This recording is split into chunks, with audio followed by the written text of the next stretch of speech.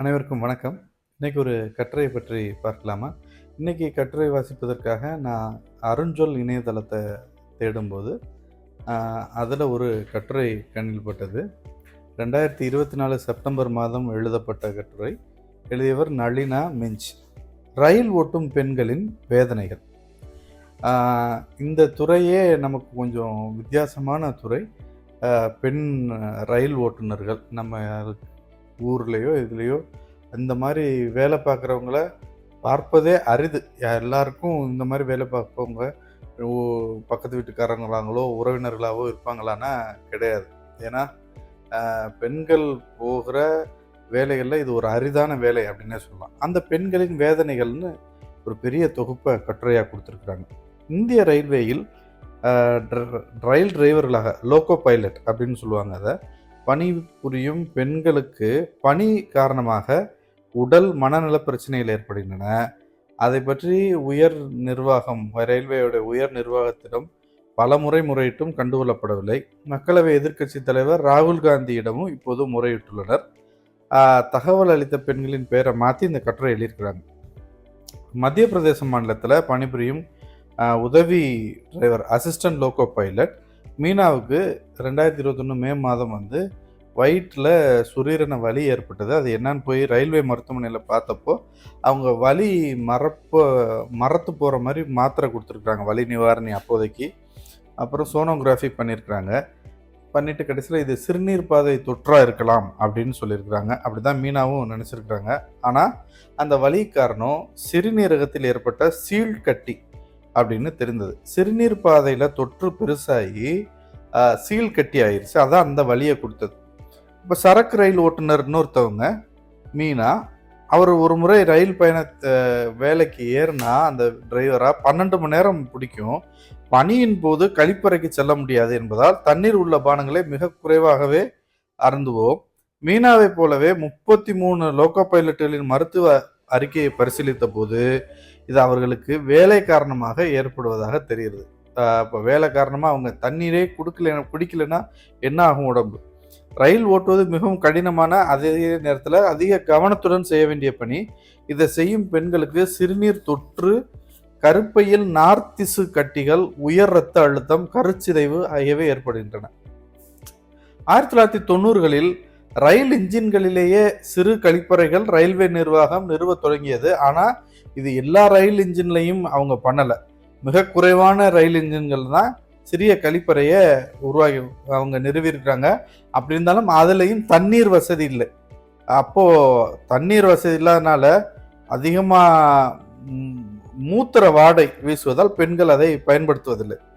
உத்தரப்பிரதேச மாநிலத்தில் லோகோ பைலட்டாக இருக்கிற இன்னொருத்தவங்க சமீரான்னு சொல்கிறாங்க, கழிப்பறைகள் ரயில் என்ஜினுக்குள் மட்டுமல்ல, ரயில் நிலையங்களில் கூட எங்களுக்கு 2 விதமான பிரச்சனைகளை தருகின்றன. ரயில் இன்ஜின்ல இருக்கு இல்லைங்கிறது ஒன்று, ரயில் நிலையத்திலையுமே கூட இவங்களுக்கு பிரச்சனை. பெண் டிரைவர்கள் தங்கும் பொது அறைகளில் கழிப்பறைகள் கிடையாது. நிலையத்தில் அனைவரும் பயன்படுத்தக்கூடிய கழிப்பறைகளை தான் நாங்களும் பயன்படுத்தணும்.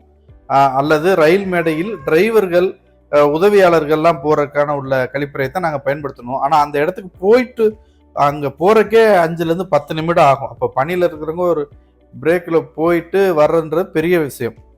இதுக்காக பெண் டிரைவர்கள் முறையீடு பண்ணியிருக்கிறாங்க. தங்களுக்கு சுகாதார கேடுகள் ஏற்படுவதுடன் பணி செய்யும் இடத்தில் பாதுகாப்பும் குறைவாக இருப்பது குறித்து அனைத்திந்திய ரயில் ஊழியர்கள் கூட்டமைப்பு மூலம் மனு அளித்துள்ளனர்.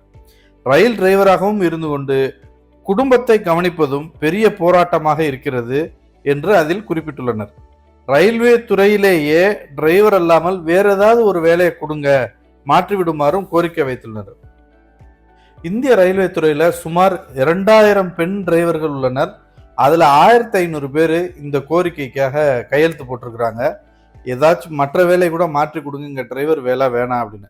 2018 முதலே பெண் டிரைவர்கள் தங்களுடைய பிரச்சனைகளை ரயில்வே நிர்வாகத்துக்கு தெரிவித்து வருகின்றனர். 2018 இருந்தே. இப்போ எதிர்கட்சி தலைவர் ராகுல் டைம் முறையிட்டு இருக்கிறாங்க. மேற்கு வங்கத்துல கஞ்சன்ஜங்கா ரயில் விபத்தானப்போ முதல்ல அது ஒரு டிரைவருடைய தவறு அப்படின்னு சொன்னாங்க ரயில்வே நிர்வாகம். அதன் பிறகு நீண்ட விசாரணைக்கு பிறகு அது டிரைவருடைய தவறு அல்ல என்று தெரிவித்தது. இதை அடுத்து ரயில் ஓட்டுநர்களின் பிரச்சனைகள் இப்ப இருந்துதான் கொஞ்சம் கொஞ்சமா வெளியில வர ஆரம்பிச்சது. அப்போ ஜூலை மாதம், கடந்த ஆண்டு ஜூலை மாதம் ராகுல் காந்தியை சந்திச்சு இவங்க மனுவும் கொடுத்துருக்குறாங்க. அவரும் நாடாளுமன்றத்தில் பேசுறதா அன்னைக்கு உறுதி கொடுத்துருக்கிறார். இப்போ பெண்களுக்கு ஏற்ப இல்லை இந்த பணி அப்படின்றது இவங்க சொல்றாங்க. காரணம்னா ரயில் இன்ஜின்ல பெண் டிரைவர்கள் எளிதில் பணிபுரிவதற்கான வசதிகள் இல்லை. இந்திய பெண்களின் சராசரி உயரம் 5லிருந்து 5.5 அடி, இவ்வளவுதான் இந்திய பெண்களுடைய சராசரி உயரம். ரயில் இன்ஜின்கள்ல ஏறுவதற்கு சின்ன ஏணி இருக்கும்.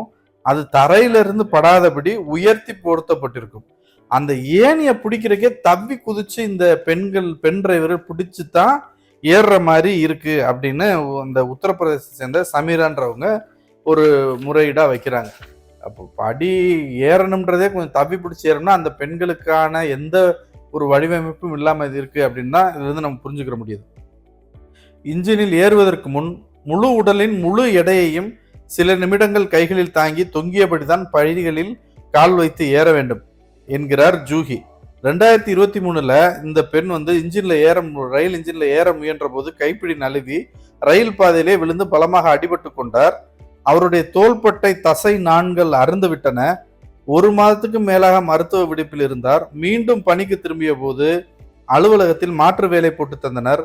அந்த 1 மாதத்தில் தோள்பட்டை முழுதாக குணமாகவில்லை. மறுபடியும் விடுப்பை நீட்டித்து கொண்டார். ஒரு கட்டத்தில் அந்த ரயில்வே நிர்வாகம் அவர் மறுபடியும் வண்டி ஓட்ட போகணும் அப்படின்னு சொல்லிட்டாங்க. பணிக்கு திரும்பிய சில நாட்களே மறுபடியும் தோள்பட்டை வலி வந்து முன்பை விட கடுமையாகிருச்சு. பிறகு மீண்டும் விடுப்பு எடுத்துக்கொண்டார். அப்போ அவரை பரிசோதித்த ரயில்வே மருத்துவமனை மருத்துவர்கள் அவர் பணி செய்யும் தகுதியிலே இருப்பதாக கூறிவிட்டனர். பிறகு தனியார் மருத்துவமனைக்கு சென்று அங்கே எம்ஆர்ஐ ஸ்கேன் செஞ்சு பார்த்தப்போ மேல் சிகிச்சைக்காக ஒரு மறுபடியும் விடுப்பு எடுத்துக்கொண்டார். இந்த விடுப்பை எப்படி கழிச்சிருக்கிறாங்கன்னா, குழந்தை பிறந்த பிறகு அதை பராமரிப்பதற்காக ரயில்வே நிர்வாகம் அளிக்கும் அந்த விடுப்பை இதுல கழிச்சுக்கங்க அப்படின்னு சொல்லிட்டாங்க. இது எவ்வளவு கஷ்டம் பாவம். பெண் டிரைவர்களுக்கு இந்த பேறுகால பிரச்சனைகள் இருக்கு இல்லையா, அதையும் பத்தி சொல்றாங்க. இப்போ இந்த ரயில் வண்டி ஓட்டுற அந்த வேலையை அதிக கவனத்தோட அதிகமான சுமையோட தொடர்ந்து இருக்கிறதுனால கரு கலையுது அப்படின்றாங்க.